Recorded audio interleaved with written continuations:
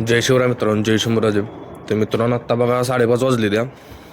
लवकर उठायचं रिझन काहीतरी बघा मित्रांनो. मी आता व्यायाम चालू करणार आहे. आणि व्यायाम कशासाठी तर आता थोड्या दिवसात बघा गणेश जयंती येणार आहे. जानेवारी फेब्रुवारीमध्ये गणेश जयंती आहे.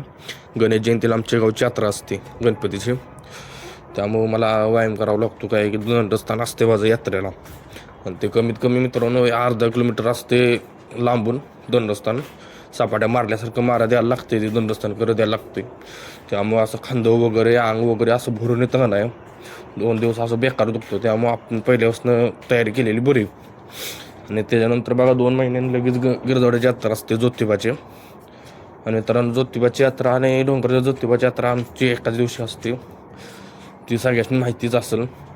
आणि त्या गिरजावड्याच्या यात्रेचं दंडस्थान कमीत कमी एक किलोमीटरच्या प्लस म्हणजे जास्तच असेल. एवढ्या लांबून दंडस्थान असते. रांग तर केवढी लई मोठी असते. त्यामुळं तो तवा तर लईच बेकार अवस्था होती. त्यामुळं आत्तापासून तयारी केलेली बरं आहे आपली. आणि काय की सगळ्यांनी व्यायाम करावाच लागेल.